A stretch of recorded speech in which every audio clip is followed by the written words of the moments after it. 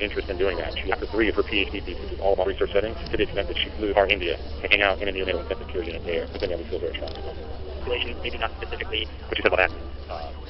So we said, putting a bunch of patches, over someone's body. There's the aficionados of the unified self movement. There's a small group of people who are kind of OCD, who want to monitor themselves all the time, who want about this. So actually what we've been trying to do is to think about how many different physiologic processes can we apply to measure with a single patch. So slap a single patch on, and can we do many things? This could address, let's just say, someone who has type 2 diabetes or someone who just got discharged from the hospital. But the last thing you said connects everything you said together. We're talking about athletes. That's a very interesting opportunity because they will do that. So if you take a look at data science and professional sports, for instance, they're taking any and every way to optimize performance and to understand really how these things come together. So we identified some opportunities. Leveraging the network that I have from being an alum at MIT. So there's a former professor at MIT, the former department chair, who's created this data science for professional sports conference at a few here in Boston. And I'm, using my MIT connections to get back there to engage these folks because this is right up our alley because it's a question of measuring, but it's also a question of interpreting. So we're very interested in that. We got some tricks up our sleeve in that regard. So, what advice would you give to, do you have the contacts or don't have the wherewithal? I think there's a little bit of luck that's involved in some of the students in our group. We've had very productive collaborations with physicians. One piece of advice that I'll give is even though your first working relationship with the clinical community might not be, doesn't mean that you should totally walk away. It's really a personality issue where you have to, some clinicians literally look at, in the engineer is analogous to maybe something with a Big Short. If you remember the scene and he pointed at the Asian quant over there, they literally look at the engineering collaborator as, oh, that's my quant, right? That's just my tool. In order for these things to work, it really needs to be productive symbiotically. The good news is that not all clinicians are that way, and so you need to find the right personality overlap, the right sort of applications. I'm trying to think what else I can say. We have some new mechanisms at UCSD called galvanizing engineering medicine, where doctors come out and they talk about problems that they have that they think an engineer might be able to solve, and the engineers can respond to those, and then they can come and meet in the middle. So I'm very proud of that mechanism that UC San Diego has created. So whoever's here now, you're already one step ahead because some engineers are not here. So I think definitely taking advantage of these types of forums, dialogue. There's people interacting. After this event is over, there's all these sorts of venues that are going on here in 3 weeks, right? Both talking about innovation. University of Michigan, we have stuff like this, intersections of engineering medicine. When I was a faculty member at the University of Illinois before I came here, There's a lot about success, but as you know, a lot of inventors just come up and they develop the idea. So I'm really interested to see what your mentality is of, you have an intellectual idea, and just all of a sudden, this ain't work. How do you deal with that, and what's your personality where you go, I'm not going to give up, I have a good idea, or do you step back? Operators here, because we don't have really an understanding of the technology, so we need to reach out to the people, and that might be. But if you would just comment on that, I'd appreciate it. Jay and I, visited a big manufacturing company in Silicon Valley, and the vice president guy who works under the chief technology officer said something I love. His bad data is the best data. Because if we're having these problems, other people are having these problems, if we fix that, that puts us, ahead of someone else. So we definitely embrace bad data. Something else that you said that I like very much is that you have to always pay to your strength.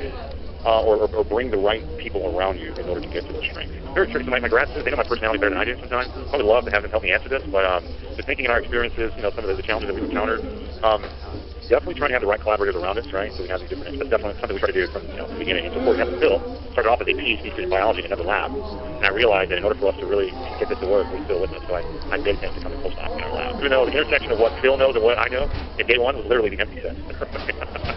Over time, we've been able to future things, he taught me things, we've all benefited. Sometimes things are not going to work out, and you have to kind of go with your gut and identify. It might be time for us to pivot. Is there anything I mentioned? I'm just, Day, Marianne, Phil, I've been with me for years. What do you think about our philosophy, how we deal with working? Is that microphone over there, Phil?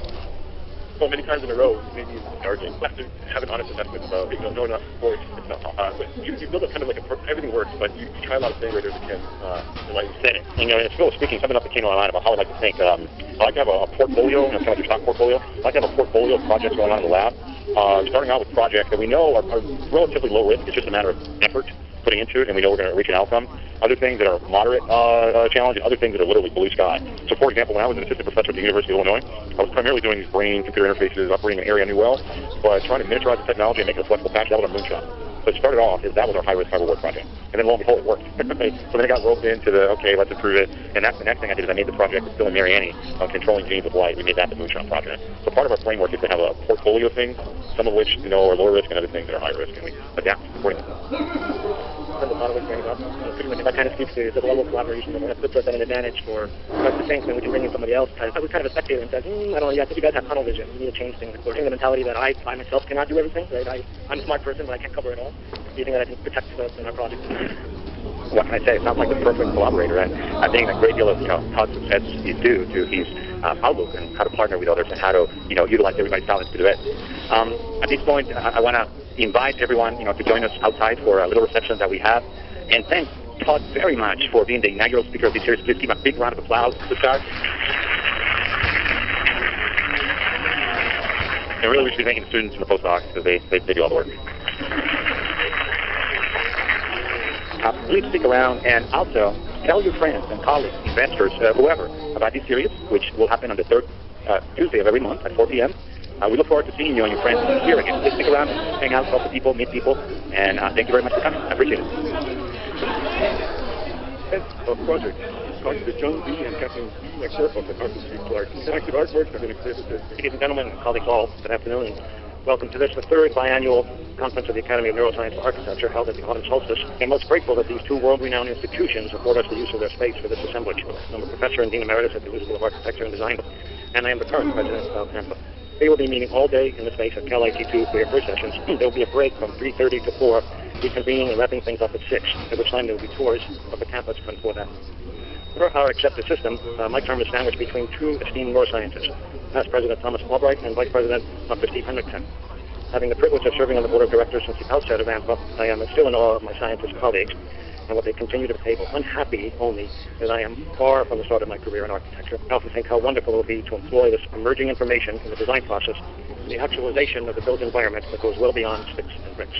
I recall Dr. Fred Gage's words at the annual 2012 AI convention, at which time the birthing of ANFA was announced by Alison Whitelaw. Dr. Edward Macanio and I often quote Rusty at the first meeting of the Neuroscience and Architecture class we jointly teach at the New School of Architecture. Dr. Gage said, and this is paraphrased, brain controls our behavior. Genes control the blueprint for the design and structure of the brain. The environment can modulate the function of genes and ultimately the structure of our brains. Changes in the environment change the brain, and therefore they change our behavior. Consequently, architectural design changes our brain and our behavior.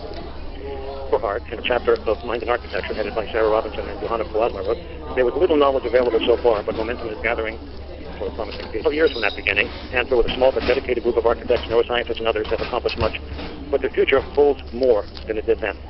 During this conference, we will be igniting some of those efforts, but primarily seeing and hearing the findings and works of you, scientists and architects, students and practitioners, and many others. We need to make connections and to form bridges to the future. This year's theme is Bridges, Synapses. These are the exploration of informed imagination, innovative processes, and the creation of and eventual responses to the built environment. The connections between architecture and neuroscience and advanced research and implementation thereof directly associated with the work of ANFA. Anticipated that this conference will facilitate and expand those, your efforts, much further.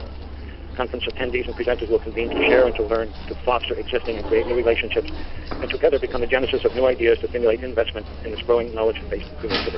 Bridge has myriad definitions and connotations, as you mentioned. Spanning rivers, roads, or other obstacles for free passage, or connections, transitional or media route between adjacent activities or conditions. Sailors know the bridge from which everything is constructed, and I think your dentist might have a toe. It applies passing over or joining, generally references and often very necessary. Right from the Greek synapsis, meaning conjunction, synapse in the layperson term refers to small gaps across which one or on send. Next 3 days, we have assembled a group of renowned speakers, panel members, contributor poster sessions, and social events to accommodate your curiosity, challenge your thinking, and stimulate and for board members in conversation while you're here. And I wearing ID badges with black and little white line on your face.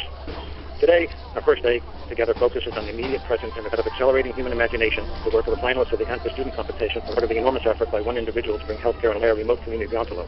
Dr. Luis Vasquez, how educational environment impacts one session, education at the interest. As a procedural note, I must emphasize that each session throughout the conference is time limited. Respondents to carefully respect the clock in order to afford everyone their allotment. Thanks again to the Salk Institute of Biological Studies and use the opportunity to enjoy the premises for the duration. Our sponsors who help underwrite the event, mentors and attendees who bring the fruits of their labor. At least for the moment, a debt of gratitude is due to the Board of Directors and the Advisory Council who represent and promote the mission of ANFA. All to your organizers who make the conference a reality. Conference Chair Alison Whitelaw, Administrator, all for being here. So it is now my pleasure to friend and a distinguished ANFA board member, Dr. Edward Macanio, founding.